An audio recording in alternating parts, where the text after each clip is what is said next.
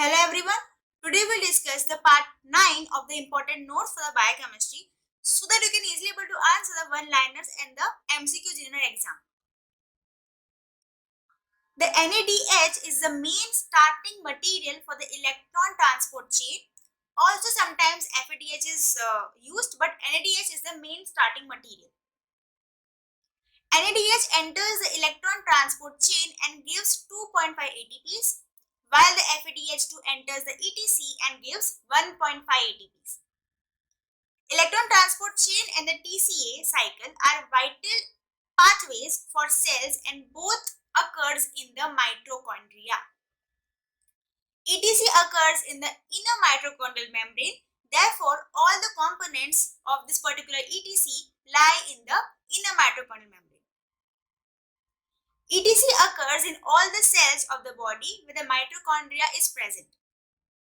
ETC occurs only in the aerobic conditions. ETC occurs in the fed and the fasting state. ETC has 5 protein complexes, that is the complex 1, complex 2, complex 3, complex 4 and the complex 5. Complex 1 to 4 are involved in the electron transport. The complex 1 is also known as the NADH coenzyme Q reductase or the NADH dehydrogenase. Complex 2 is also known as the succinate coenzyme Q reductase. Complex 3 is also known as cytochrome C reductase or coenzyme Q cytochrome C reductase or the cytochrome BC1. Complex 4 is also known as cytochrome C oxidase or cytochrome AA3. Prosthetic group over here is the copper. Complex 4 is the only electron carrier in which heme iron has an available coordination site that can directly react with the oxygen. Now the complex 5 has two subunits, F0 and F1. F0, now this F0 actually present in the inner mitochondrial membrane and is a proton channel, while the F1, this F1 actually protrudes into the mitochondrial matrix and is having enzyme activity of the ATP synthase. ATP synthase is also known as F1F0 ATPase because it can also catalyze the hydrolysis of the ATP to the ADP plus PI. Coenzyme Q ubiquinone is the only non-protein member of the ETC. Now it is lipid soluble, quinine and also an antioxidant. Cytochrome C is the only member of the electron transport chain not lying in the inner mitochondrial membrane. Now what is redox potential? Redox potential is a tendency to gain the electrons. Now over here the NADH has the minimum redox potential, that means the NADH is a strong electron donor, while the O2 has the maximum redox potential. So the O2 is a strong electron acceptor. Electrons flow occurs from the NADH to the O2 in the ETC. Total 10 H plus are responsible for providing 2.5 ATPs from one molecule of the NADH. Complex 1 and complex 3 transfers 4 H plus, so they are responsible for the production of 1 ATP each. Why? Because I told you before that total 10 H plus actually responsible for the production of 2.5 ATPs, right? So over here 4 H plus is responsible for formation of 1 ATP.